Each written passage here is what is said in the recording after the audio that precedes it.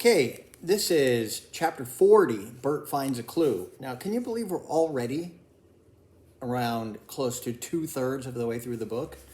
So I believe there should be only 7 videos left. Let's find out. That would mean we go up to 21, I think, because I think we've done 14. All right, chapter 40. Bert finds a clue. When he heard that a mail coach had reached the heart of Showville, Spittleworth seized a heavy wooden chair and threw it at Major Roach's head. Roach, who was far stronger than Spittleworth, batted the chair aside easily enough, but his hand flew to the hilt of his sword, and for a few seconds the two men stood with teeth bared in the gloom of the guard's room, while Flapoon and the spies watched open-mouthed.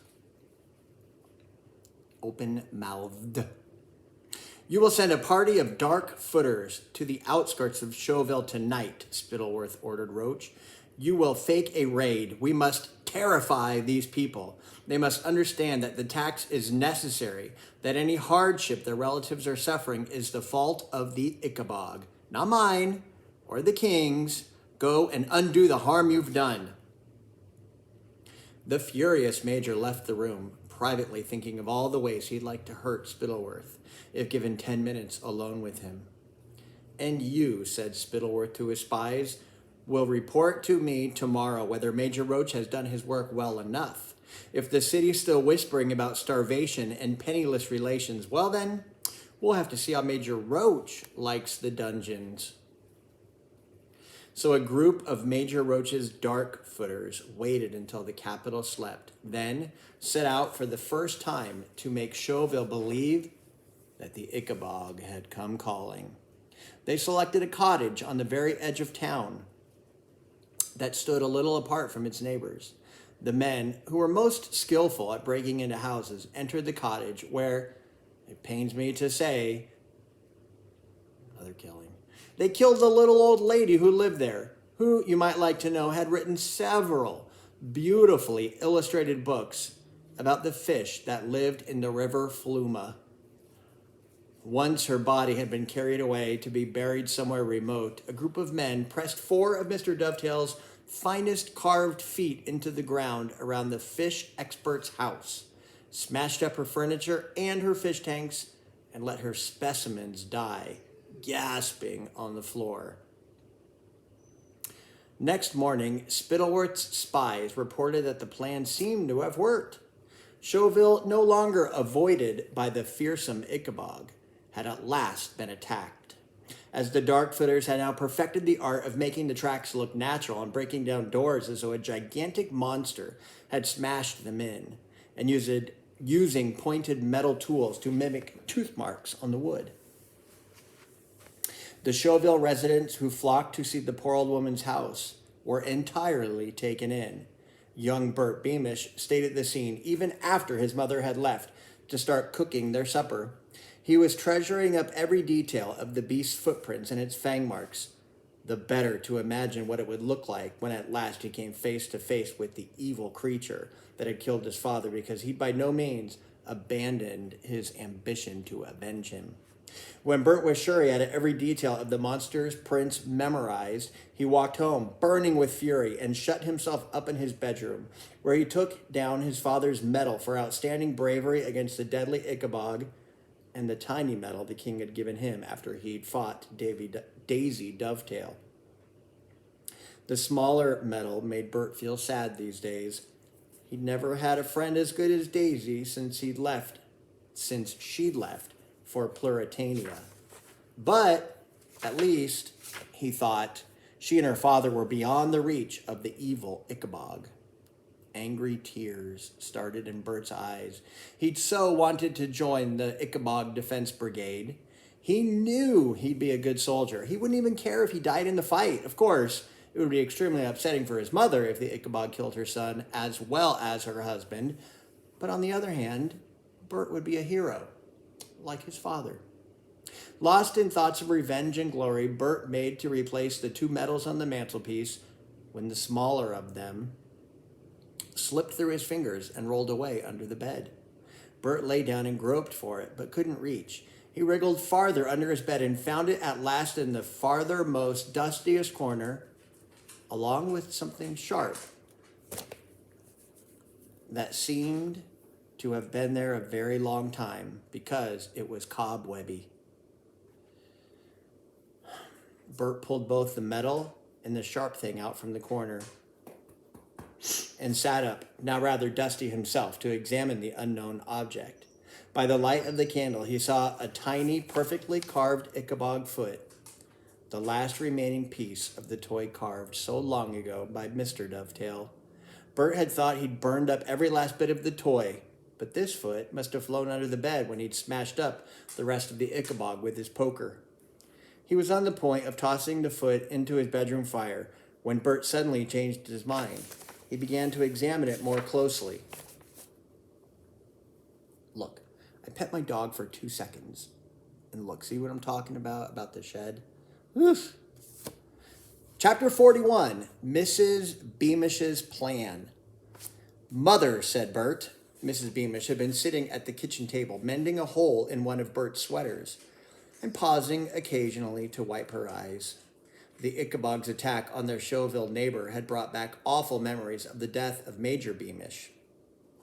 And she'd just been thinking about that night when she'd kissed his poor, cold hand in the blue parlor at the palace while the rest of him was hidden by the cornucopian flag. Mother, look, said Bert in a strange voice, and he sat down in front of her, the tiny, clawed wooden foot he'd found under his bed.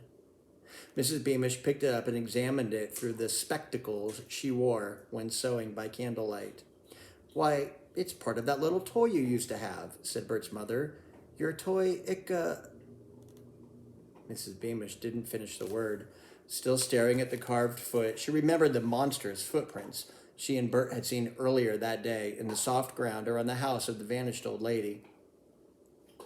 Although much, much bigger, the shape of that foot was identical to this, as were the angles of the toes, the scales, and the long claws. For several minutes, the only sound was the sputtering of the candle as Mrs. Beamish turned the little wooden foot in her trembling fingers. It was as though a door had flown open inside her mind, a door she'd been keeping blocked and barricaded for a very long time. Ever since her husband had died, Mrs. Beamish had refused to admit a single doubt or suspicion about the Ickabog. Loyal to the king, trusting in Spittleworth, she'd believed the people who claimed the Ickabog was not real were traitors. But now the uncomfortable memories she tried to shut out came flooding in upon her. She remembered telling the scullery maid all about Mr. Dovetail's treasonous speech about the Ickabog, and turning to see Cankerby, the footman, listening in the shadows. She remembered how soon afterward the Dovetails had disappeared. She remembered the little girl who'd been jumping rope, wearing one of Daisy Dovetail's old dresses, and the bandolier she'd claimed her brother had been given on the same day. She thought of her cousin Harold starving and the strange absence of mail from the north that she and all her neighbors had noticed over the past few months. She thought, too, of the sudden disappearance of Lady Islanda, which many had puzzled over. These and 100 other odd happenings added themselves together in Mrs. Beamish's mind as she gazed at the little wooden foot, and together they formed a monstrous outline that frightened her far more than the Ickabog. What, she asked herself, had really happened to her husband on that marsh? Why hadn't she been allowed to look under or beneath the cornucopian flag covering his body? Horrible thoughts now tumbled on top of one another as Mrs. Beamish turned to look at her son and saw her suspicions reflected in his face. The king can't know, she whispered. He can't. He's a good man. Even if everything else she'd believed might be wrong, Mrs. Beamish couldn't bear to give up her beliefs in the goodness of King Fred the Fearless. He'd always been so kind to her and Bert. Mrs. Beamish stood up, the little wooden foot clutched tightly in her hand, and laid down Bert's half-darned sweater. Half-darned. That's a new word for me. I'm going to see the king, she said, with a more determined look on her face than Bert had ever seen there. Now? He asked, looking out into the darkness. Tonight, said Mrs. Beamish, while there's a chance neither of the lords are with him. He'll see me. He's always liked me. I want to come too, said Bert, because a strange feeling of foreboding had come over him. No, said Mrs. Beamish. She approached her son and put her hand on his shoulder and looked up into his face. Listen to me, Bert. If I'm not back from the palace in 1 hour, you are to leave Showville. Head north to Jeroboam, find Cousin Harold, and tell him everything. But, said Bert, suddenly afraid, promise me you'll go if I'm not back in an hour, said Mrs. Beamish fiercely. I will, said Bert, but the boy who'd earlier imagined dying a heroic death and not caring how much it upset his mother was suddenly terrified. Mother, she hugged him briefly. You're a clever boy. Never forget you're a soldier's son, as well as a pastries chef.